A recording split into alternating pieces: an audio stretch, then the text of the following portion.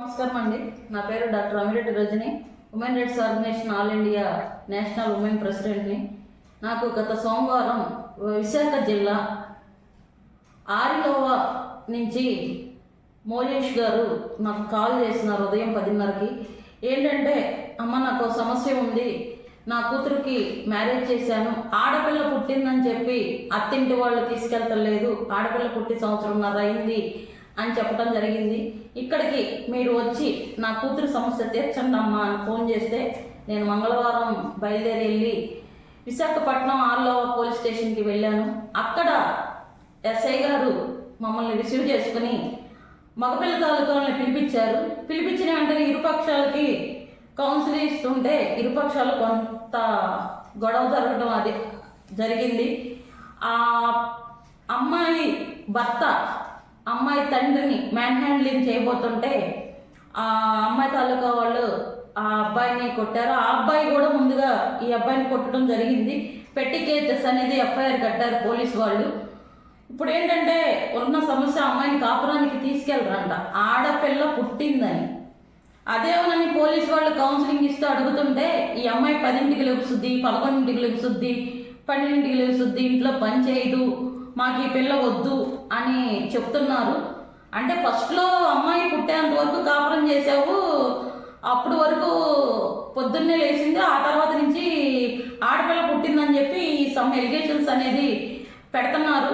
ఇంకో విషయం ఏంటంటే, ఏళ్ళ తాలూకా అమ్మాయిని ఈ అమ్మాయి తాలూకా రిలేటివ్స్కి ఇచ్చారు. ఆ అమ్మాయి ఇష్యూస్ కూడా కోర్టులో నడుస్తుంది. ఇప్పుడు వాళ్ళ డిమాండింగ్ ఏంటంటే, ఆ అమ్మాయిని తీసుకెళ్తే ఈ అమ్మాయిని తీసుకెళ్తారంట.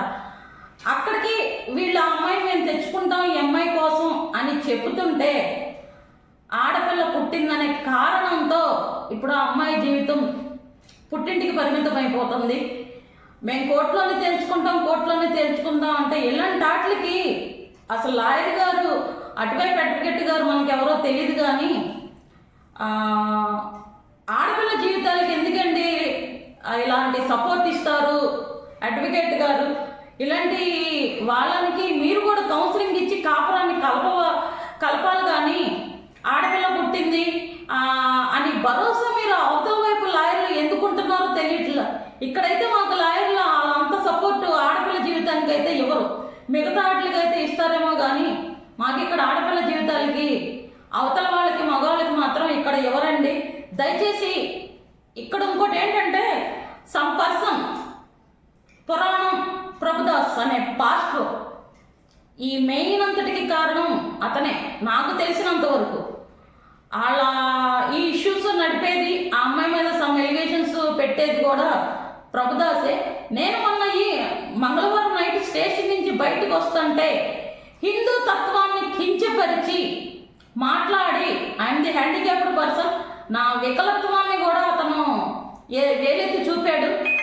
అంటే మీకు అనుకూలంగా లేకపోతే ఎవరిని పడితే వాళ్ళని ఏలెత్తి చూపిస్తారా?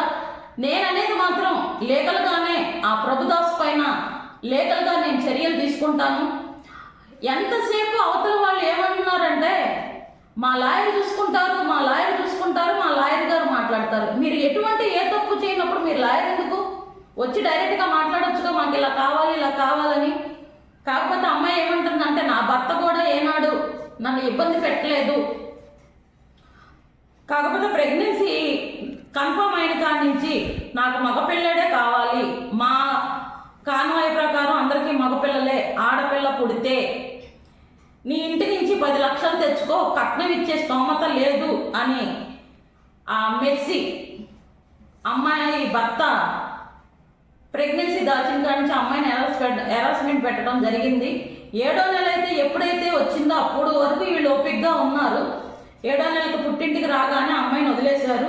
నెక్స్ట్ డెలివరీకి వీళ్ళు తెలియపరచక హాస్పిటల్కి వెళ్తే ఆడపిల్ల పుట్టిందని చెప్పి ఇక అక్కడి నుంచి తిట్టుకొని బయటకు వచ్చేసారు. అప్పటి నుంచి ఇప్పటి వరకు ఆ ఆడపిల్లని చూసింది లేదు, నెక్స్ట్ తండ్రి వచ్చి పేరు పెట్టింది లేదు.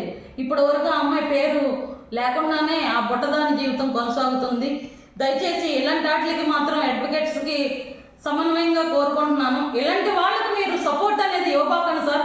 ఆడపిల్లల జీవితాలు నాశనం అయిపోతున్నాయి. సపోర్ట్ కరెక్ట్గా ఎవిడెన్స్ ఉంటే సపోర్ట్ అనేది వాళ్ళకి ఇవ్వండి. ఇలాంటి భరోసా ఇస్తే వాళ్ళు ఇంకా అరాచకాలకి పాల్పడతారని కోరుకుంటున్నాను. వన్స్ అగైన్ మళ్ళీ చెప్తున్నాను, ప్రభుదాస్ గారు మీ మీదైతే నేను ఇంకా గట్టి చర్యలు మాత్రం తీసుకుంటాను. ఒక హిందూ తత్వాన్ని వికలత్వాన్ని మీరు వేలెత్తి చూపారు కాబట్టి అక్కడ మీరు మాట్లాడారు స్టేషన్ బయట, నేను విన్నాను. దీనికి మాత్రం కఠినమైన చర్యలు మాత్రం లీగల్గా ప్రొసీడ్ అవుతాను. ఆరిలోవా పోలీస్ స్టేషన్ సిఐ గారికి కూడా నేను కంప్లైంట్ ఇచ్చాను. అది త్వరితగతిన ఎంక్వైరీ చేసి ప్రభుదాస్పై చర్యలు తీసుకోవాల్సిందిగా కోరుచున్నాను. ఇంకో విషయం ఏంటంటే, ఈ ఆడపిల్ల కేసు అని చెప్పంగానే విజయవాడ సిటీ కమిషనర్ గారు మాత్రం బాగా రెస్పాండ్ అయ్యి ఫార్వర్డ్ చేసి ఈరోజు విశాఖపట్నం దిశ పోలీస్ స్టేషన్లో ఏసీపీ గారే పోలీసు ఎంక్వైరీ చేశారు. వాళ్ళని పిలిపించారు, ఇంటికి పిలిపించి thank you sir police department వాళ్ళ అమ్మాయికి భరోసా ఇచ్చినందుకు. అతనిపై లీగల్గా చర్యలు తీసుకోవాల్సిందిగా, ఆ అమ్మాయిని కాపురం పంపించాల్సిందిగా కోరుచున్నాను.